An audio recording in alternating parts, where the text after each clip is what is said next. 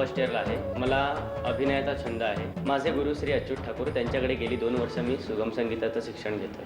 आकाशी झेप घेरे पाखरा, आकाशी झेप घेरे पाखरा, सोडी सोन्याचा पिंजरा, सोडी सोन्याचा पिंजरा, आकाशी झेप घेरे पाखरा, आकाशी झेप घेरे पाखरा, सोडी सोन्याचा पिंजरा, सोडी सोन्याचा पिंजरा.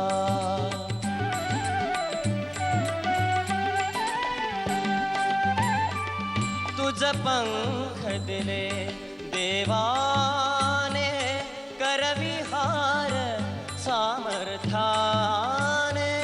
तुझ पंख दिले देवाने, करविहार सामर्थ्याने, दरे डोंगर हिरवीराने, दरे डोंगर हिरवीराने, जा ओलांडुनिया सरिता सागरा, सोडी सोन्याचा पिंजरा, सोडी सोन्याचा पिंजरा, सोडी सोन्याचा पिंजरा. कसं वाटलं गाणं? छान वाटलं. छान वाटलं? मजा आली ना?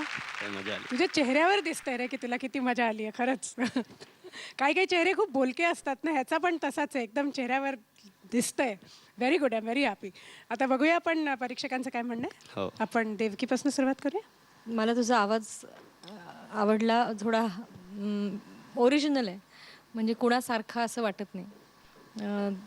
दुसरं म्हणजे बाबूजींचं इतकं अप्रतिम गाणं आहे हे, मला अतिशय आवडणारं गाणं आहे आणि तूही ते चांगलं प्रस्तुत केलंस. सर्वात जास्त आवडलं म्हणजे तू त्यांचं कॉपी करायचा प्रयत्न नाही केलास. पण माझा तुला एक सजेशन आहे की तू जी चाल ऐकतोस ना, ते आपल्या हरकती टाकायच्या अगोदर जे ओरिजिनल आहे ते गायला हवंस. खरं म्हणजे बाबूजींसारखे इतके थोर संगीतकार होते ते, त्यांनी, आणि गायकही तितकेच थोर, असं फार रेअर कॉम्बिनेशन आहे की गायकही आणि संगीतकारही दोन्ही ते इतके थोर होते. त्यांनी विचारपूर्वक आणि विचारवंत होते, म्हणजे नुसतीच चाल नाही तर ते कसं घेतलं आहे आणि का अशी जागा इतक्या वेळाने घेतली आहे, कुठल्या लयीत घेतली आहे, असं जर बघितलंस ना तर तुलाच जास्त चांगला अभ्यास करता येईल. तू जर असंच चाल म्हणून जसं आत्ता गेलास ॲडजस्ट करत करत काय काय ठिकाणी, तसं करू नको. तू एकदा अभ्यासाच्या दृष्टीने पहा की कसं प्लेसिंग केलं जागेंचं. अगदी समोर असून गायला तो फार चांगलं केलं. तर अजून जरा प्रॅक्टिस मेहनत केली तर काही. आता झेप, त्याच्यात झेप घेर आहे ना, त्याच्यात तो प चिकते रे, प कडे आरती मूर्खी आहे, त्या मूर्खीचा पुन्हा अभ्यास पाहिजे. म्हणून मी पहिलंच सांगितलं ना, मी काही हे सांगितलेलं नाही, हे जुन्या लोकांचं आहे. खटका, मीण, मुर्की, आलाप, घसीट, तान, हे जे गाताना उपयोगी पडणारे प्रकार आहेत ते इतके पॉलिश करून ठेवतात की मनात आली की मुर्की आली, मनात आली की खटका आला, ही गंमत आहे. आता दुर्दैवाने घसीट हा प्रकार एकदम लोप पावायलाच लागला आहे. घसीट सुराला सुराला ग प सा ग प सा ग म्हणजे प प प प सा सा सा ग ग ग नव्हे, हे सेपरेट झालं ना.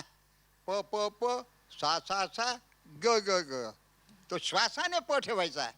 त्याचा अर्थात एकदम येत नाही, मी एक मान्य करतो, पण तिकडे लक्ष तुमचं पाहिजे, म्हणजे ते जरूर येणार. आता सुदैवाने, आपल्या सगळ्यांच्या सुदैवाने बाबूजींचं आत्मचरित्र प्रसिद्ध झालं. त्याच्यामध्ये शेवटचा जो चॅप्टर आहे तो नाही आहे, काही कारण त्याच्यामध्ये एक्सप्लेनेशन आहे त्याचं, परंतु ते आत्मचरित्र प्रसिद्ध आहे. ते जर का वाचलं तर मग आपल्याला कळतं की बाबूजींनी जी भक्ती संगीत किंवा फिलॉसॉफिकल गाणी केली ती एवढी छान कशी काय झाली. तर त्यांचं लाईफ हे तसंच होतं. वडील वकील होते, सुरुवातीला चांगली श्रीमंती होती आणि अचानकपणे आलेलं दारिद्र्य, लवकर इतक्या अतिशय लहान वयामध्ये त्यांना सोडावं लागलेलं घर, त्यानंतर त्यांचा जीवन प्रवास जो अतिशय खडतर आणि त्याच्यामध्ये त्यांनी पहिल्यापासूनची जी संगीताची केलेली साधना अग्रेसिव्हली रिगरसली, तर ह्या सगळ्यातनं त्यांना ते ते घडलेलं होतं सगळं म्युझिक त्यांनी जे घडवलं ते. आणि त्यामुळे त्यांनी ज्यावेळेला अशा प्रकारची गाणी त्यांची आपण गातो त्यावेळेला तो भाव, ते महात्म्य अनुभव करण्याचा प्रयत्न केला पाहिजे आणि जे तू करण्याचा प्रयत्न केलास असं मला वाटतं. त्यामुळे सूर ताल ह्या गोष्टी आपण बोलत राहूच, परंतु मला आवडलेली गोष्ट अशी की भाव फार सुंदर होते तुझ्या गाण्यामध्ये. Thank you, very good. आता आपण मार्क बघूया.